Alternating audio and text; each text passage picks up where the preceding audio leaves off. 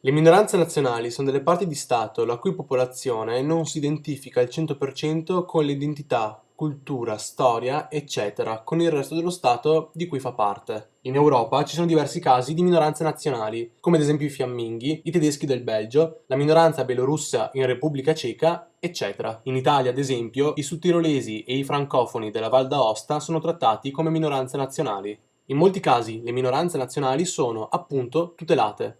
Perché tutelarle e come? Il Consiglio d'Europa nel 1995 ha definito una convenzione quadro sulle minoranze nazionali, alla quale hanno aderito, vincolandosi, la maggior parte degli Stati europei. Questa convenzione elenca una serie di diritti che devono avere le minoranze nazionali, che vanno subito distinte dalle minoranze linguistiche, che sono oggetto di un'altra convenzione europea. Questi diritti sono molto ampi, ad esempio scuole nella lingua dello Stato e obbligatoriamente anche nella lingua minoritaria, obbligo del bilinguismo nell'amministrazione pubblica, processi giudiziari nella lingua minoritaria, posti pubblici riservati ai membri della minoranza nazionale, codecisione sul controllo di flussi migratori, codecisione sugli alti funzionari, ad esempio i prefetti, ed il trattenimento delle risorse finanziarie, per realizzare tutti i diritti previsti. Hanno dunque la possibilità di trattenere le imposte all'interno del territorio, al fine di realizzare tutti i diritti di minoranza. Addirittura, lo Stato centrale dovrebbe fornire i mezzi necessari alla minoranza, per permetterle di realizzare e tutelare appieno la propria cultura. Le minoranze hanno dunque diritto ad avere una tutela piena della propria lingua e cultura, attraverso giornali in lingua, film, cartoni animati, trasmissioni, eccetera.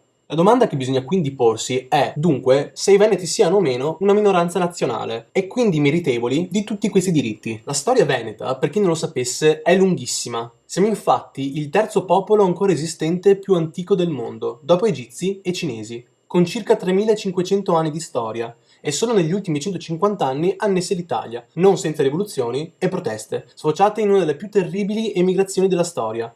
Quasi il 50% della popolazione fu costretta ad emigrare per fame e miseria.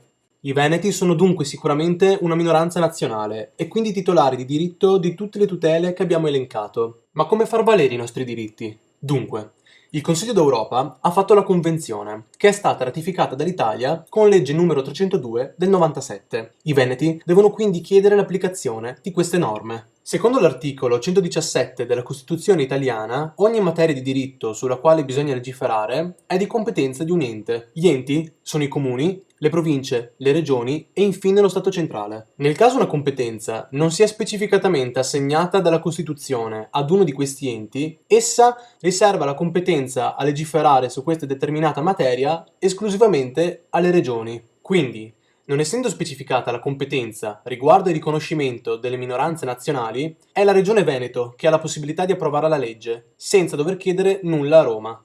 Il 29 gennaio 2016, attraverso un'iniziativa degli enti locali, con il sindaco Loris Mazzolato di Resana, primo firmatario, seguito poi dai sindaci di Grantorto, Santa Lucia di Piave e Segusino, ed in un secondo momento anche da altri comuni, la richiesta di applicazione di queste norme è stata depositata in Consiglio regionale, il quale dovrà calendarizzarlo entro 6 mesi dalla deposizione, e quindi entro il 29 luglio, secondo il punto 20 del suo statuto. Verosimilmente, dunque, sarà discusso e votato entro la fine dell'estate 2016. Il Consiglio regionale, a maggioranza Lega Nord, voterà quindi sul riconoscimento della nazione veneta. Questa è un'occasione più unica che rara, in quanto, con la nuova Costituzione, le regioni non potranno più avere la potestà legislativa in materia e solo lo Stato centrale potrà approvare un simile riconoscimento. È dunque vitale che la gente sappia, commenti, condivida e pubblichi, al fine di creare pressione, affinché la legge passi ed i nostri diritti vengano finalmente rispettati. Per maggiori informazioni potrete trovare qui dei link.